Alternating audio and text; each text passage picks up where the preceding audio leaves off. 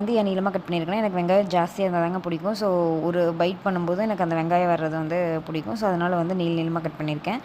இந்த shopping board வந்து பார்த்திங்கன்னா உட்டனில் யூஸ் பண்ணுறது எனக்கு வந்து அந்தளவுக்கு பிடிக்கலைங்க. ஸோ அதனால் நான் வந்து பார்த்திங்கன்னா சில்வரில் வாங்கிட்டேன். ஸோ இது வந்து சீரகம் வந்து கொஞ்சம் கொட்டி போட்டுக்கலாங்க. ஸோ அந்த ஃப்ளேவருக்கு வேண்டி வந்து நம்ம லைட்டாக கொட்டிக்கலாம். ஏன்னா இது கழுவுறக்கும் வந்து இந்த சாப்பிங் போர்டு வந்து பார்த்திங்கன்னா ஈஸியாக இருக்குங்க. அது வந்து உட்டன்னா அதில் வந்து கருப்பு கலர் அந்த மாதிரி மாறிடும். அதனால் வந்து பார்த்திங்கன்னா நான் வந்து இது யூஸ் பண்ணிகிட்ருக்கேன். இதை யூஸ் பண்ணுறதுக்கும் நல்லாயிருக்குங்க. கழுவுறதுக்கும் ரொம்ப ஈஸியாக இருக்குது. ஸோ இது கூட வந்து கொஞ்சம் மிளகாத்தூள் போட்டுக்கலாங்க. வரமிளகாத்தூள்.